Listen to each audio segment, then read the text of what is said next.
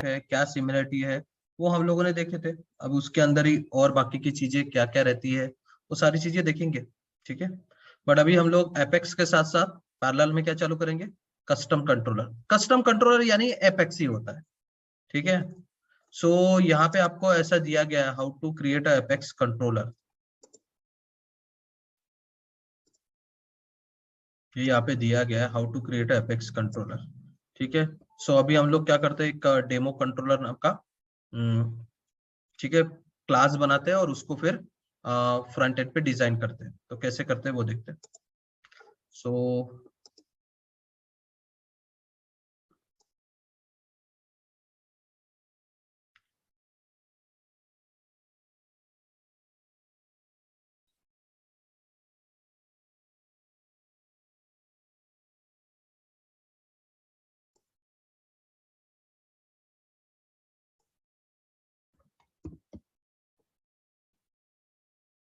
एक सिंपल एक एप्लीकेशन लिया जिसमें क्लास बनाया मैंने, डेमो कंट्रोलर, सिंपल क्लास, ठीक है। अब अगर मेरा क्लास कस्टम कंट्रोलर का कंसेप्ट समझ में आ रहा क्या? कस्टम कंट्रोलर का मतलब है कि वो किसी भी स्टैंडर्ड कंट्रोलर के साथ लिंक नहीं है। उसमें खुद का उनका लॉजिक रहेगा, खुद के डेटा, खुद का लॉजिक, सब कुछ उनका, बाहर का कुछ भी नहीं। बाहर का यानी स्टैंडर्ड कंट्रोल के किसी भी स्टैंडर्ड कंट्रोल के साथ लिंक नहीं है, ठीक है। इसको बोलते हैं कस्टम। अब तक अपन ने स्टैंडर्ड में क्या देखा, स्टैंडर्ड में क्या रहता, सब कुछ उन्हीं का, अपना कुछ नहीं, सिर्फ हम लोग उनका डेटा या उनके लॉजिक को यूज कर सकते हैं। एक्सटेंशन कंट्रोलर का कंसेप्ट क्या रहता, भले ही उसमें लॉजिक अपन लिख सकते हैं अपना खुद का, बट डेटा किसका रहेगा, स्टैंडर्ड कंट्रोलर का ही डेटा रहेगा। उसके अलावा दूसरा डेटा अपन डिस्प्ले नहीं कर सकते, ठीक है। तो डेटा तो स्टैंडर्ड कंट्रोलर का ही रहेगा, ठीक है। अब हम लोग जा रहे हैं कस्टम कंट्रोलर, जिसमें हम लोग किसी भी कंट्रोलर के साथ लिंक नहीं है, किसी भी कंट्रोलर के साथ अपना कुछ भी लेना देना नहीं है, सब कुछ कौन सा, एकदम, ठीक है, इंडिपेंडेंट ऑफ एनी कंट्रोलर, ठीक है। तो अगर आपको क्लास लिखनी तो सिंपल पब्लिक क्लास, क्लास को नाम दे दो। अब यहाँ पे भी क्या कर सकते हैं आप, कोई वेरिएबल डिफाइन कर सकते हैं, जैसे मैंने एक वेरिएबल डिफाइन किया। अब ये वेरिएबल अगर दिखाना है तो उसके लिए मेथड बनानी पड़ेगी, क्योंकि वेरिएबल डायरेक्टली दिखता नहीं है, वेरिएबल डायरेक्टली दिखता नहीं है, उसके लिए मेथड लगती है। तो मेथड लिखने के लिए मैंने गेट नेम नाम की मेथड लिखी और उसमें रिटर्न कर दिया मेरा नाम।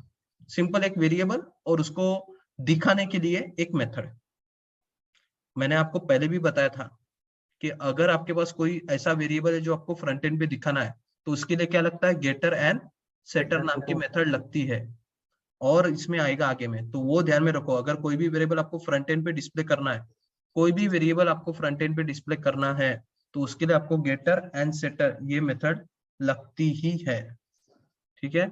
ये दोनों मेथड आपको क्या होगी, वहां पे लगेगी ही लगेगी। ये क्लियर है क्या? Yes yes sir. एक मिनट,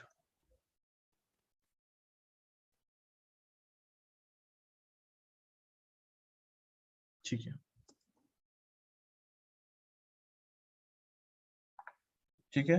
सो आपको गेटर और सेटर दोनों क्या करेंगे, मेथड्स लगती है। तो अभी मेरे को सिर्फ क्या करना है, सिर्फ डिस्प्ले करना था, इसलिए मैंने गेट मेथड का। सेट मेथड का, अगर वहां पे टेक्स्ट फील्ड है, वो वहां पे जो वैल्यूज आएगी वो अंदर में आपको लेके आना है, कंट्रोलर के अंदर लेके आनी, तब सेट मेथड का यूज।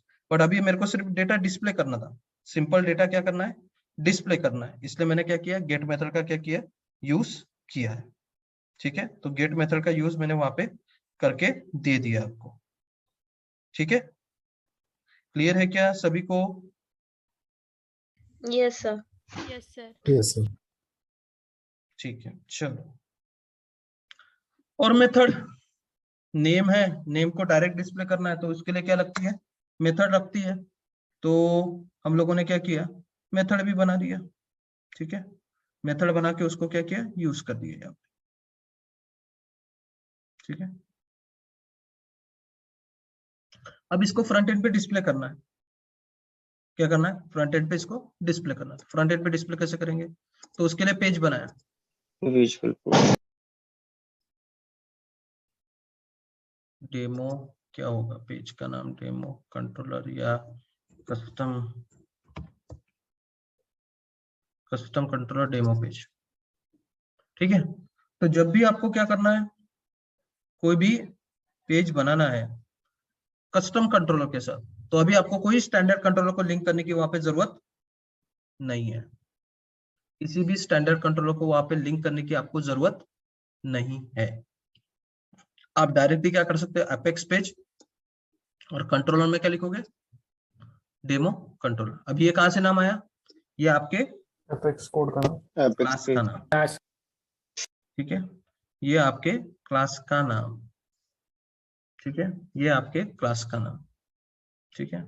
तो क्लास का नाम आपको वहां पे डिफाइन करना पड़ेगा, ठीक है। तो डेमो कंट्रोलर मैंने क्लास का नाम डिफाइन किया, ठीक है, क्लास का नाम। और वो मेथड को कॉल किया नेम नाम की, गेट लिखने की जरूरत नहीं है। तो डायरेक्टली मैं वेरिएबल को कॉल नहीं कर रहा हूँ, नेम गेट नाम की मेथड को कॉल कर रहा हूँ, ठीक है। गेट लिखने की जरूरत नहीं है, इसलिए मैंने नेम डायरेक्टली लिखा। है क्या क्लियर?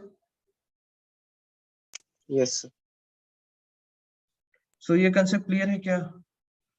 सिंपल क्लास बनाया और क्लास को यूज किया और कुछ नहीं किया। क्लास बनाया और क्लास को यूज किया। है clear? Yes sir. Yes, sir. Yes, sir. Yes, sir. Class, variable और मेथड, और उसको दूसरे पेज पे यूज किया।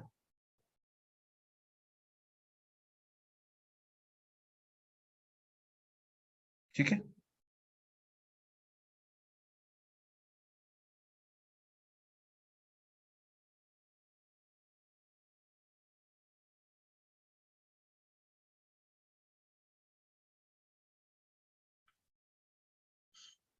चलो बाकी की चीजें देखते हैं।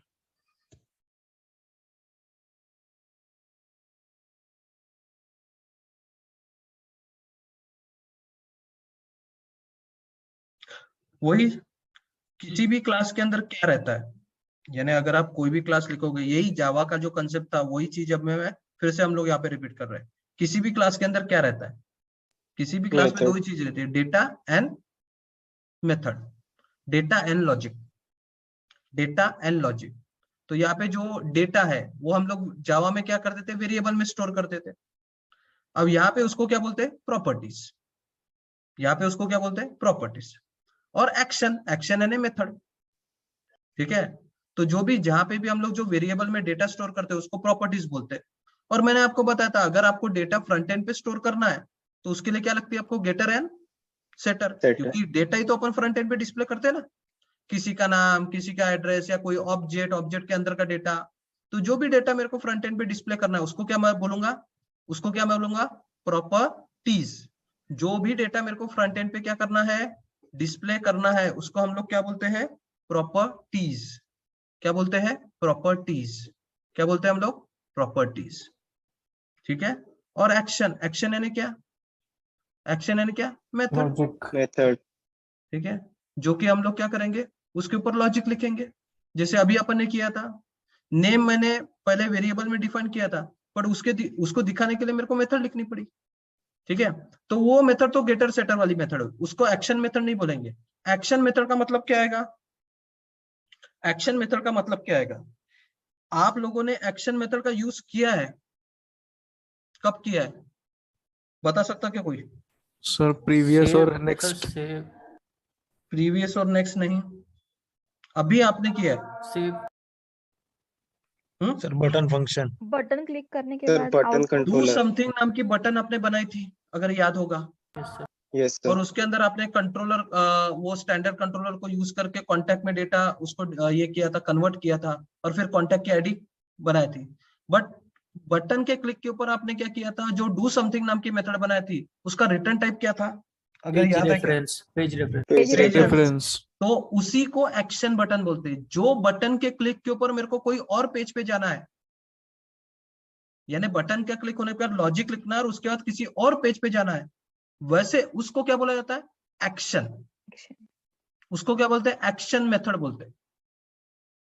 देखो मेथड के दो तरीके रहते हैं, एक नॉर्मल मेथड है जो कि डेटा सिर्फ डिस्प्ले करेगा, और ऐसी एक मेथड है कि जो बटन के क्लिक के ऊपर क्या होती है, क्या होती है, कॉल होती है, और बटन क्लिक होने के बाद वो किसी और पेज पे क्या होती है, बाइफरकेट होती है, किसी और पेज पे जाती है।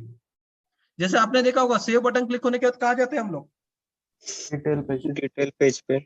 डिटेल पेज पे जाते हैं ना, यानी एक पेज से हम लोग दूसरे पेज पे जा रहे हैं, ठीक है। Yes sir. तो उसको क्या बोलते हैं,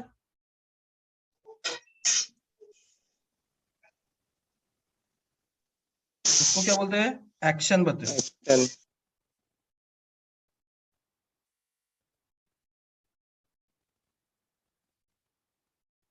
ठीक है, उसको क्या बोला जाता है, एक्शन बटन।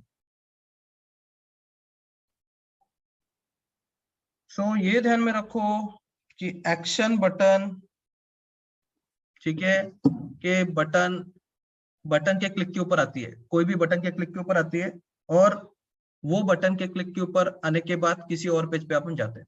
तो ये ध्यान में रखो, सेल्सफोर्स की इसमें बेसिकली दो चीज आपके पास रहेगी, सेल्सफोर्स की इसमें दो चीजें रहेगी। एक तो क्या रहेगा, एक तो क्या रहेगी, प्रॉपर्टीज यानी डेटा। ध्यान दो, सेल्सफोर्स के एपेक्स क्लास में क्या रह सकता है, सेल्सफोर्स के एपेक्स क्लास में क्या रह सकता है, तो सेल्सफोर्स के एपेक्स क्लास में दो चीजें मेन रह सकती है। एक तो डेटा, जो आपको फ्रंट एंड पे क्या करना है, डिस्प्ले करना है, यानी डेटा बैकएंड में बनेगा और उसको फ्रंट एंड पे आपको क्या करना है, डिस्प्ले करना है। इसका बेस्ट एग्जांपल आपका जो कॉन्टैक्ट नाम का पेज था, उसको आपने देखा होगा, कॉन्टैक्ट नाम का एग्जांपल एक्सटेंशन कंट्रोलर में देखा है क्या। Yes, उसमें sir. मेरे को क्या करना था, एक ग्रीटिंग नाम का वेरिएबल क्या करना था, डिस्प्ले करना Display था, ठीक है। तो ग्रीटिंग नाम के वेरिएबल में मैंने क्या किया था, बैकएंड में वो वेरिएबल बनाया, बैकएंड में मैंने वो क्या किया था, वेरिएबल। अगर आप लोगों ने उसको देखा होगा तो, अगर आप Yes, लोगों ने sir. देखा होगा तो इसलिए मैं वो एग्जांपल को बता रहा हूँ।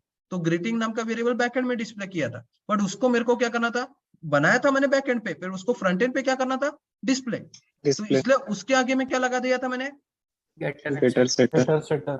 क्योंकि वो फ्रंट एंड डिस्प्ले हो रहा है। और वो मेथड में वैल्यूज, वो वेरिएबल में वैल्यूज मैंने मेथड के थ्रू दी थी, मेथड के अंदर डू समथिंग नाम की जो मेथड थे उसके अंदर से दी Yes, थी। sir.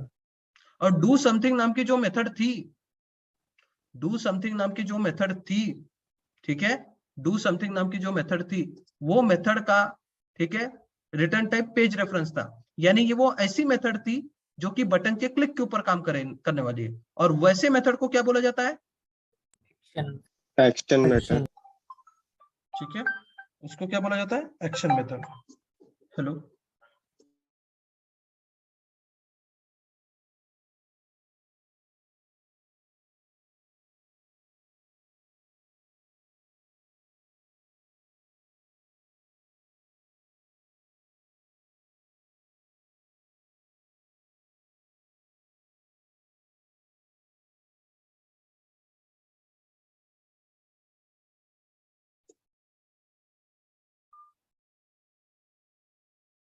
तो ये क्लियर है क्या, getter setter and action. Yes, sir. Yes, sir.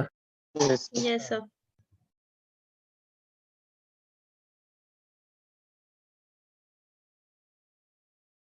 तो प्रॉपर्टी यानी क्या रहता है, similar to variable, property similar to variable, जो कि डेटा क्या करती है, स्टोर करती है, ठीक है। वेरिएबल जैसा जैसा डेटा स्टोर करती है वैसी है, सिर्फ फर्क कितना है, फर्क इतना है कि ये जो वेरिएबल है, जो डेटा स्टोर करने वाला है, ये आपको फ्रंट एंड पे क्या करना है, डिस्प्ले करना है। देखो, आप आपके क्लास में नॉर्मल वेरिएबल भी बना सकते हो और प्रॉपर्टी भी बना सकते हो। नॉर्मल वेरिएबल का काम क्या है, उसी क्लास में वो वेरिएबल का यूज होता होगा। जैसे कोई इंटीजर है जिसमें आपको वैल्यू डालनी है और उसका कुछ कैलकुलेशन करना है, तो वो क्या हो गया आपके लिए, वो क्या हो जाएगा, एक नॉर्मल वेरिएबल। बट अगर एक ऐसा वेरिएबल है जिसमें कुछ नाम स्टोर करना है और वो फ्रंट एंड पे क्या करना है, डिस्प्ले करना है, तो वो क्या हो जाएगा आपके लिए, Property. प्रॉपर्टी हो जाएगा। समझा क्या। और हर एक प्रॉपर्टी को क्या लगता है, गेटर एंड सेटर। अब गेटर और सेटर का मतलब क्या है, गेट क्या करती है मेथड, ये बैकएंड से डेटा फ्रंट एंड पे डिस्प्ले करती है। गेट मेथड क्या करती है, बैकएंड से डेटा फ्रंट एंड पे क्या करती है, डिस्प्ले करती है। और सेट मेथड क्या करती है, सेट मेथड में फ्रंट एंड से डेटा बैकएंड पे आपके पास आता है। जैसे कोई टेक्स्ट फील्ड है जिसमें कोई एक वैल्यू यूजर एंटर मारेगा, और वो यूजर जो एंटर मारेगा वो वैल्यू आपको बैकएंड पे क्या चाहिए, वापस चाहिए। जिसको आप फिर डेटाबेस में स्टोर करोगे या कोई चीज उसके ऊपर लॉजिक लगाओगे, तो उसके लिए फिर आपको क्या लगता है, सेटर। सेटर फ्रंट एंड से वैल्यूज बैक एंड में लेके आएगी और गेटर बैक एंड की वैल्यू फ्रंट एंड पे डिस्प्ले करेगी। इसलिए हर बार जरूरी नहीं है कि आपको गेटर सेटर दोनों देना है। अगर दोनों काम है आपका तो गेट कोलन सेट आपने एक्सटेंशन कंट्रोल में देखा है। क्लियर है क्या गेटर और सेटर का काम और प्रॉपर्टी? Yes sir. ठीक है, क्लियर है।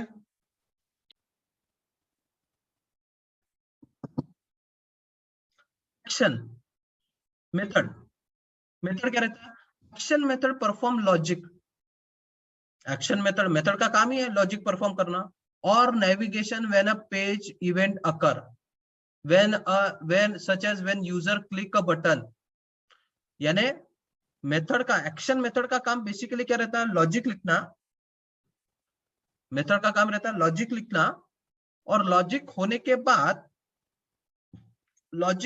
बाद नेविगेट करना। नेविगेट समझता है क्या, एक पेज से दूसरे पेज पे क्या हो जाना, ट्रांसफर हो जाना, उसको क्या बोलते हैं, नेविगेशन। तो नेविगेट हो जाना एक पेज से दूसरे। तो एक्शन बटन का मेन काम यही रहेगा, लॉजिक लिखो और उसके बाद नेविगेट हो जाओ दूसरे पेज पे। और वो कैसे होगा, with the help of page reference. Help to determine certain task that should be carried out when a corresponding button और link is clicked on a Visualforce page. और एक्शन बटन कब call होती है, जब किसी link या button को अपन क्या करते हैं, क्लिक करते हैं, तब जाके क्या कॉल होता है, कब क्या कॉल होता है, एक्शन मेथड का क्या होता है, कॉल होता है। ये क्लियर है क्या? एक्शन मेथड का काम है बटन के क्लिक के ऊपर लॉजिक लिखना। एक्शन मेथड का काम है बटन के क्लिक के ऊपर क्या करना है, लॉजिक लिखना, और लॉजिक होने के बाद दूसरे पेज पे नेविगेट होना। और एक्शन मेथड कब कॉल होती है, जब कोई बटन क्या होती है, क्लिक होती है, या कोई हाइपरलिंक क्लिक होती है, तब एक्शन बटन या एक्शन मेथड को कॉल किया जाता है। Action method can be called from page markup by using curly bracket notation. ये तो मैंने पहले ही बताया कि कोई भी वेरिएबल हो या मेथड हो, कोई भी वेरिएबल हो या मेथड हो, अगर उसको आपको कॉल करना है तो आपको कर्ली ब्रैकेट और एक्सक्लेमेटरी साइन इसका यूज करना पड़ता है। Curly bracket and exclamatory sign इसका यूज करना पड़ता है। ठीक है। One of the main difference between an action method and a regular method, normal भी मेथड हो सकती है और एक्शन मेथड भी हो सकती है। अब तक हम लोगों ने जब स्टैंडर्ड या एक्सटेंशन कंट्रोल देखे तब नॉर्मल मेथड समझो, और जब अपन ने वो बटन के क्लिक के ऊपर डू समथिंग नाम की मेथड बनाई थी, वो क्या थी, एक्शन मेथड थी, क्योंकि वो किसी और पेज पे, भले अपन गए नहीं थे वो पेज पे, अपन ने पेज रेफरेंस नल किया था, बट वो बटन के क्लिक के ऊपर कॉल हुई थी। तो एक्शन मेथड और नॉर्मल मेथड में क्या फर्क रहता है, ठीक है, is that action method should return an object of type page reference upon completion. Action method और नॉर्मल मेथड का फर्क यही है कि एक्शन मेथड क्लिक होने के बाद, यानी मेथड का रिटर्न टाइप क्या होना चाहिए, उसका पेज रेफरेंस। सेल्सफोर्स का ये एक बेसिक क्या है, एंड पॉइंट है, यानी ये बोल सकते हो कि इसका एक स्ट्रॉन्ग पॉइंट है कि किसी भी मेथड को अगर आपको एक्शन मेथड बनानी है, यानी नॉर्मल मेथड से एक्शन मेथड को आपको डिफरेंशिएट करना है, तो उस मेथड का रिटर्न टाइप क्या होना चाहिए, पेज रेफरेंस, जो आप डू समथिंग नाम के मेथड को कर चुके हो। ये क्लियर है क्या? Yes sir. Yes yes sir. मैंने पहले आपको एग्जांपल बताया जिससे आप उसको क्या कर सको, रेफर कर सको, और तब मैं थ्योरेटिकल के ऊपर गया हूं मैं। अगर आपको एक्शन मेथड में पेज रेफरेंस में किसी और पेज पे नहीं जाना है, तो आप पेज रेफरेंस को क्या कर सकते हो, नल कर सकते हो, जो कि अपन ने वहां पे भी वैसे ही किया था। अगर मेरे को कहीं जाना नहीं है, दूसरे पेज पे नहीं जाना है, उसी पेज पे रहना है, तो मैं क्या करूंगा, पेज रेफरेंस को क्या कर दूंगा, क्या कर देता हूं, नल कर देता है। Clear concept? Yes, sir. Yes, sir. Yes sir. Yes sir. तो अभी दोनों कंसेप्ट एकदम क्लियर है क्या? प्रॉपर्टी यानी ऐसे वेरिएबल जो आपको फ्रंट एंड पे दिखाने हैं, या फ्रंट एंड से वैल्यू बैक एंड पे क्या करना है, ट्रांसफर करके लेके आना है। तो ऐसे वेरिएबल को क्या बोलते हैं, प्रॉपर्टीज। और इसके आगे में क्या लगता है, getter and setter. Get method data display करने के लिए from back end to front end, from controller to visual force. और सेट मेथड का काम क्या है, विजुअल फोर्स कंटेंट से और एक ही वेरिएबल ये दोनों backend। काम करता है। एक ही वेरिएबल दोनों काम, ऐसा नहीं कि अलग अलग वेरिएबल है। एक ही वेरिएबल फ्रंट एंड पे भी दिखेगा और वही वेरिएबल में वैल्यूज अपन क्या कर सकते हैं, चेंज हो गई तो वो बैक एंड पे भी ला सकते हैं। तो एक ही वेरिएबल के आगे में क्या लगता है, गेटर एंड सेटर लगता है। एक ही वेरिएबल के आगे में क्या लगता है, गेटर एंड सेटर लगता है। और अगर आपको एक्शन मेथड बनानी है तो एक्शन मेथड बटन के क्लिक के ऊपर कॉल होती है या हाइपरलिंक के ऊपर कॉल होती है। और एक्शन मेथड का कभी भी रिटर्न टाइप क्या होना चाहिए, पेज रेफरेंस, ये बताने के लिए कि बटन क्लिक होने के बाद आपको कहां पे जाना है। यहाँ पे कलेक्शंस देखो, ये सब कुछ आपको आगे में आने वाला उसके लिए मैं बता रहा हूँ। अभी आपको यहाँ पे बहुत सारी जगह क्या होगा, मल्टीपल डेटा कलेक्ट करना पड़ेगा। और मल्टीपल डेटा कलेक्ट करने के लिए इनके पास कलेक्शंस है। अब ये कलेक्शंस और आपके कलेक्शन एग्जैक्टली सेम है। अगर आपने वहां पे जावा में कलेक्शंस पढ़े होंगे तो ये कलेक्शंस आपको इजी जाएंगे। फिर से वही चीज, हम लोगों ने वहां पे बहुत सारा टाइम क्या किया था, इन्वेस्ट किया था in collections, exception handling, object oriented concept, class, method, variable, constructor, static में, सब में। अब वही सारी चीजें आपको यहाँ पे दिखेगी। अगर आपने वो चीज वहां पे स्ट्रॉन्ग की होगी तो यहाँ पे आपको प्रॉब्लम नहीं जाएगा। तो यहाँ पे कलेक्शंस के टाइप वही है, लीज, सेट, ठीक है, लीज, सेट, मैप, 3 टाइप के क्या है, कलेक्शंस है। तो लिस्ट कैसे बनता है क्या, यस याद है क्या कुछ, Yes, sir. या मेरे को बताना पड़ेगा। ये क्या होता है, क्या बोलते हैं इसको, जो ओपनिंग एंड क्लोजिंग ब्रैकेट में लिखा है उसको क्या बोलते हैं, Wrapper class. जेनरिक्स बोला जाता है उसको। जेनरिक। जेनरिक्स में अपन डेटा टाइप देते हैं, उसी डेटा टाइप का डेटा उस लिस्ट में क्या होगा, ऐड होगा। अगर आप स्ट्रिंग दोगे तो सिर्फ स्ट्रिंग होगा, इंटीजर दोगे तो इंटीजर होगा। अगर याद नहीं होगा तो फिर से कलेक्शन का क्या करो, रिकॉर्डिंग देखो पूरी, रिकॉर्डिंग भी आपके पास तो।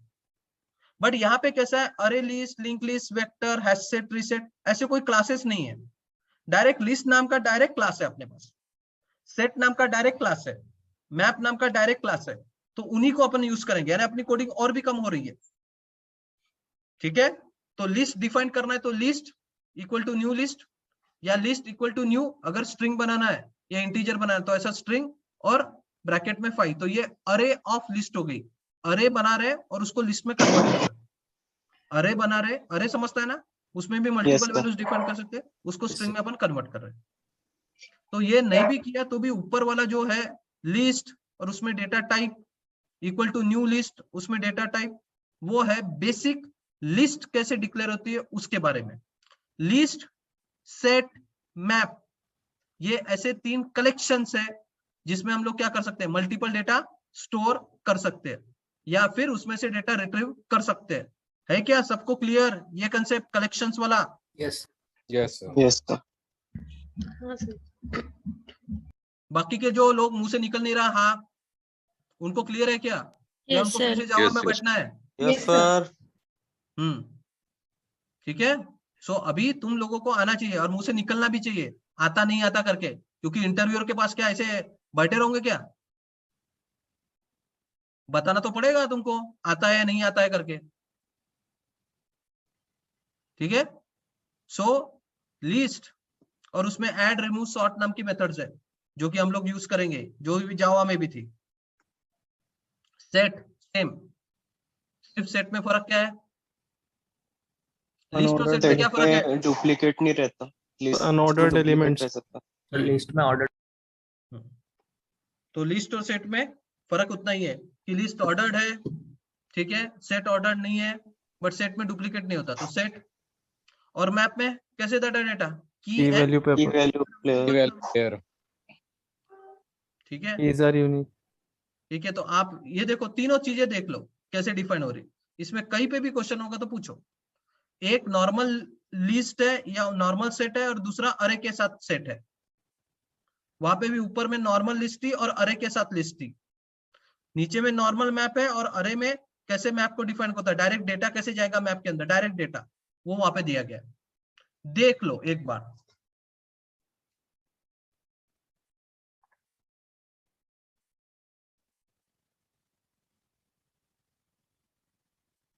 मैप, सेट, और लिस्ट कैसे डिफाइन होती है?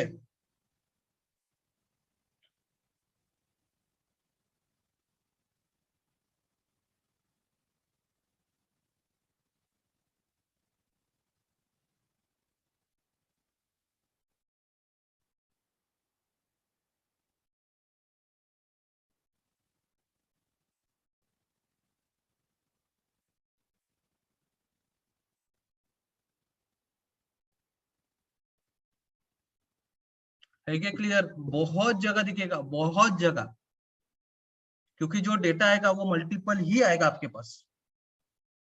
जो डेटा आएगा वो क्या आएगा? मल्टीपल ही आएगा। और मल्टीपल डेटा जब आएगा तो वो मल्टीपल डेटा को आपको अगर डिस्प्ले करना है तो आपको पहले तो कलेक्ट कैसे करना, उसके लिए आपको लिस्ट, सेट और मैप रहेगा। इसमें डेटा आप कलेक्ट करोगे या इसमें से डेटा निकालोगे। निकालोगे कैसे? उसके लिए लूप है, फॉर लूप, जो कि मैंने कलेक्शन में भी बताया था आपको। फॉर लूप किसमें डेटा है, किसमें कलेक्ट करना है, वो फॉर लूप। सो ये 3 तरीके हैं डेटा कलेक्ट करने के। ये है लिस्ट, एक तरीका है लिस्ट डायरेक्ट जेनरिक्स डाल के लिस्ट बनाओ और उसमें ऐड, रिमूव, सॉर्ट नाम की मेथड करके डेटा ऐड, रिमूव कर सकते हैं।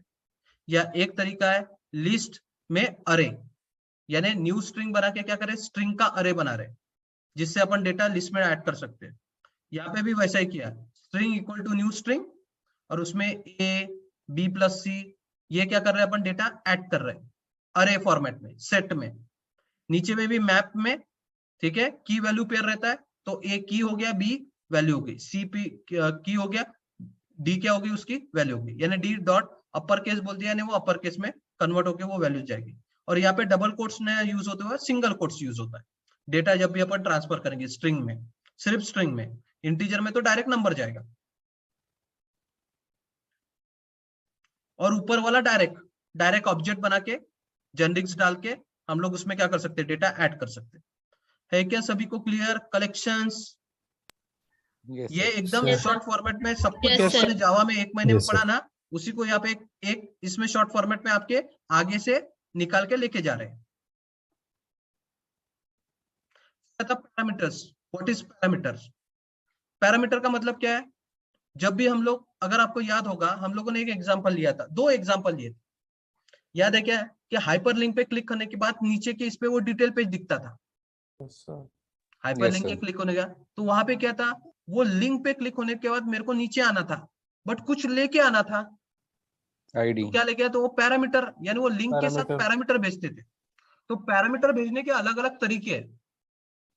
एक तो अपन यूआरएल के साथ भेजते हैं, जैसे आप लोगों ने भी पहले देखा है, स्टार्टिंग के जो एग्जांपल किए उसमें आपने पैरामीटर भेजा है, आईडी इक्वल टू क्या था, पैरामीटर। यूआरएल के साथ आप क्या कर रहे थे, आईडी में वैल्यूज भेजते थे, यानी वो यूआरएल के साथ आप क्या कर रहे हो, पैरामीटर भेज रहे हो।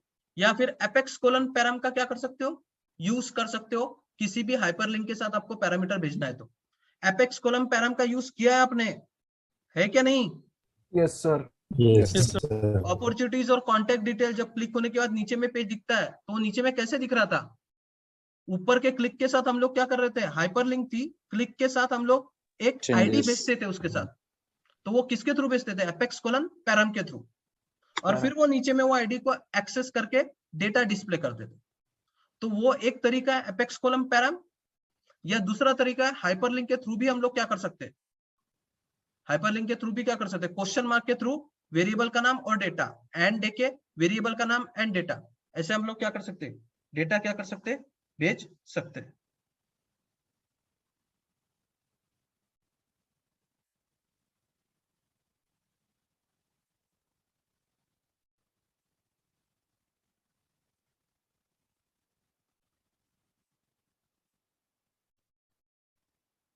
ठीक है,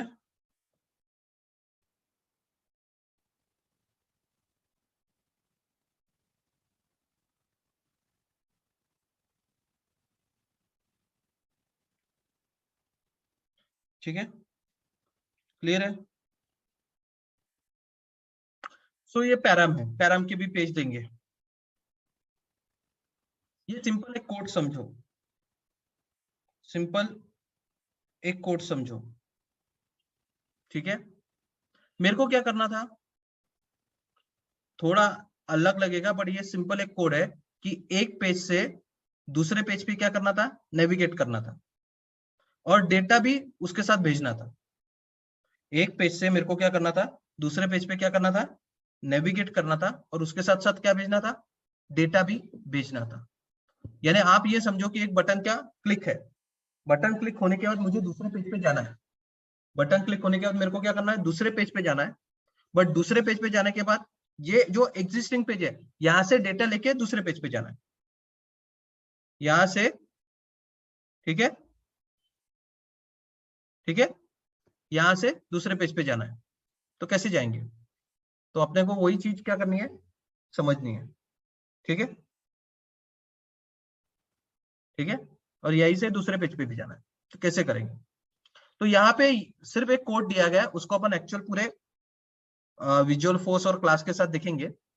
सो अगर आपको एक पेज से दूसरे पेज पे जाना है तो आपको पेज रेफरेंस का ऑब्जेक्ट बनाना पड़ता है। दिख रहा है क्या यहाँ पे, page reference dot gate page reference dot put. ठीक है, तो अगर मुझे क्या करना है, ये देखो यहाँ पे एक सिंपल, अगर आप देखोगे public page reference go to new page, दिख रहा है क्या मेथड, ऊपर का छोड़ दो, public page reference go to new page. तो गो टू न्यू पेज एक मेथड है मेरी जिसका रिटर्न टाइप क्या है, पेज रेफरेंस। यानी ये मेथड जब क्या होगी, क्लिक होगी, ये मेथड जब भी क्या होगी, क्लिक होगी, तो मेरे को क्या करना है, दूसरे पेज पे जाना है। ये मेथड क्लिक होती है, उसके बाद मुझे क्या करना है, दूसरे पेज पे जाना है। ऐसा मेरा कंसेप्ट है। तो अगर आपको एक मेथड से, यानी मेथड कब कॉल होगी, बटन के क्लिक पे, यानी वो बटन क्लिक होने के बाद आपको दूसरे पेज पे जाना है, तो आपको आपके मेथड के अंदर पेज रेफरेंस का ऑब्जेक्ट बनाना पड़ेगा। दिख रहा है यहाँ पे, page reference second page equal to page dot my second page, page dot my second page. अब ये page dot my second page क्या है, ये एक्चुअल तुम्हारे पेज का नाम है, ये एक्चुअल तुम्हारे पेज का नाम है जहां पे आपको जाना है। जैसे समझो कि आपके पास सेव की बटन है और सेव की बटन क्लिक होने के बाद मेरे को उसके डिटेल पेज पे जाना है, तो मैं क्या करूंगा, यहाँ पे क्या लिखूंगा, पेज रेफरेंस, उसको कुछ भी नाम दे सकता हूं, मैं बोलूंगा detail page equal to page dot, अगर अकाउंट डिटेल पेज पे जाना है तो मैं बोलूंगा अकाउंट डिटेल पेज, ये उसके डिटेल पेज का नाम रहेगा, एक्चुअल पेज का नाम। तब जाके अपन उस पेज पे जाते हैं डायरेक्ट। अब सपोज मेरे को क्या करना है, वो पेज पे तो जाना है बट उसके साथ क्या करना है, कोई पैरामीटर लेके जाना है। सपोज अगर डिटेल पेज पे जाना है तो उसकी आईडी भी लगेगी, मेरे को लगेगी कि नहीं लगेगी, Yes, sir. अरे सो गए क्या, नहीं ना, प्रवचन तो नहीं Close. चालू है ना। नहीं सर। हाँ, तो ये समझ में आ रहा क्या कि ये मैं Yes, आपको sir. कोड बताऊंगा, बट अगर आप गो टू न्यू पेज एक मेरी मेथड है, दिख रहा है क्या, फोकस करो इसके ऊपर, गो टू न्यू पेज मेरी एक मेथड है जो कि बटन के क्लिक के ऊपर कॉल होने वाली है। और आपको पता है, अभी मैंने बताया, अगर बटन के क्लिक के ऊपर कोई भी मेथड कॉल होने वाली है तो उसका रिटर्न टाइप क्या रहता है, पेज रेफरेंस, पेज रेफरेंस उसका रहता है। तो चलो मैंने ऐसी मेथड लिखी, अब मेरे को बटन क्लिक होने के बाद दूसरे पेज पे जाना है और वो पेज का नाम है माय सेकंड पेज। तो मैं कैसे लिखूंगा कोड, क्या बनाऊंगा, पेज रेफरेंस, उसको कुछ भी नाम दे दिया, equal to page dot my second page, page dot my second page, ऐसा लिखूंगा। तो माय सेकंड पेज वो एक्चुअल पेज का नाम है जहां पे मेरे को जाना है। बट कभी भी हम लोग किसी पेज पे जाते हैं, नेविगेट होते हैं, तो साथ में कुछ डेटा लेके भी जाते हैं। तो डेटा कैसे भेजूंगा मैं, तो डेटा भेजने के लिए मैं बोलूंगा, जो भी मैंने सेकंड पेज रेफरेंस को जो भी ऑब्जेक्ट को नाम दिया था, क्या नाम दिया मैंने, पेज रेफरेंस के ऑब्जेक्ट को नाम सेकंड पेज, मैं नाम कुछ भी दे सकता हूँ। सेट रिडायरेक्ट ट्रू, अब सेट रिडायरेक्ट ट्रू क्यों बोला है वो आगे मैं बताऊंगा।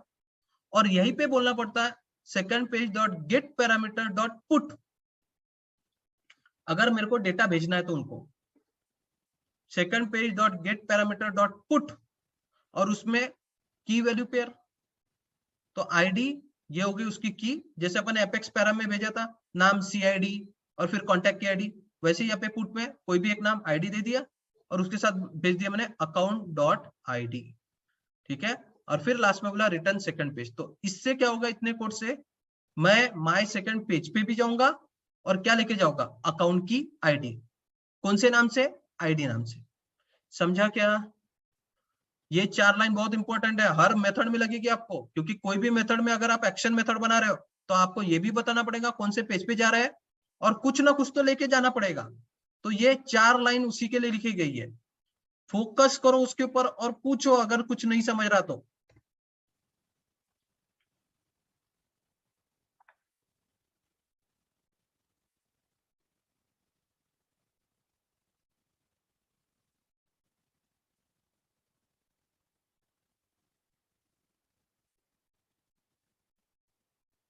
है क्या क्लियर?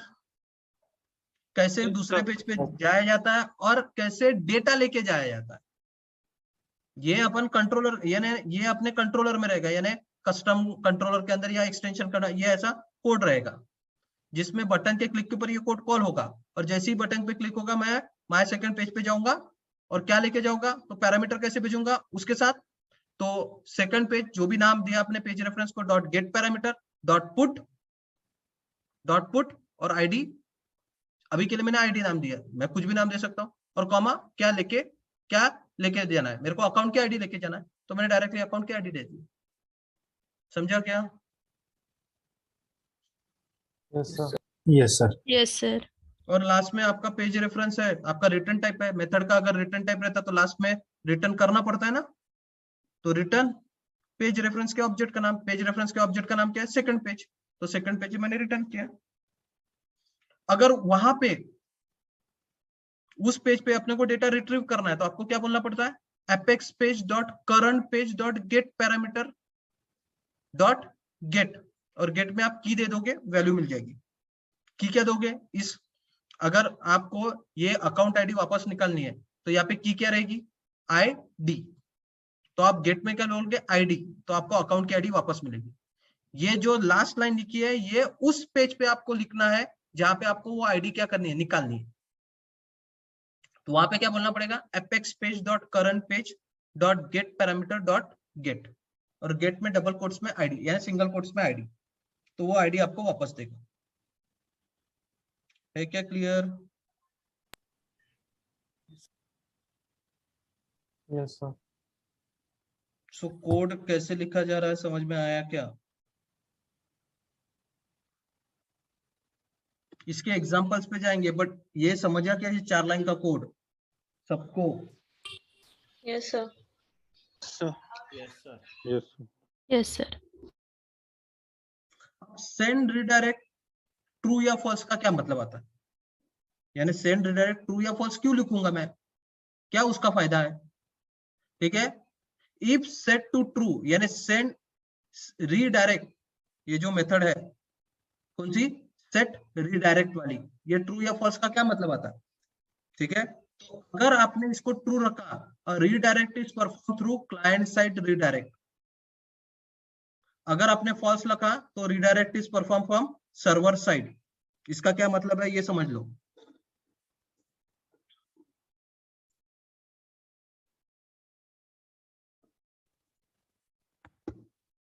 क्लाइंट और ये सर्वर। अब कभी कभी क्या होता है, पेज हम लोग जब क्लाइंट साइड पे दिखाते तो यहाँ पे क्या हो जाता है, वो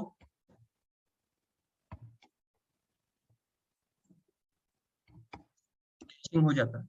कैचिंग का मतलब टेम्पररी में क्या होता है, वो पेज क्या हो जाते हैं, स्टोर हो जाते हैं।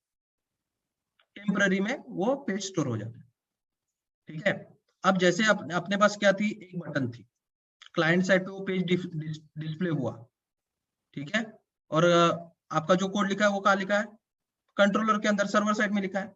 अब बटन क्लिक हुई तो सर्वर साइड में बटन क्लिक हुई, ठीक है, तो पेज तो क्लाइंट साइड पे दिखेगा ना, तो क्लाइंट साइड पे बटन क्लिक हुई। अब बटन जैसे ही क्लिक हुई तो आपने क्या लिखा, बटन के क्लिक के ऊपर ये कोड लिखा। क्या कोड लिखा आपने, बटन के क्लिक के ऊपर क्या कोड है आपका, ठीक है, आपके पास कोड है पेज रेफरेंस, पीआर नाम दिया, इक्वल टू पेज रेफरेंस आपने नाम दिया माय सेकंड पेज, और क्या बोला, pr डॉट सेंड, ध्यान दो, ठीक है, सेंड रीड, ठीक है, डायरेक्ट।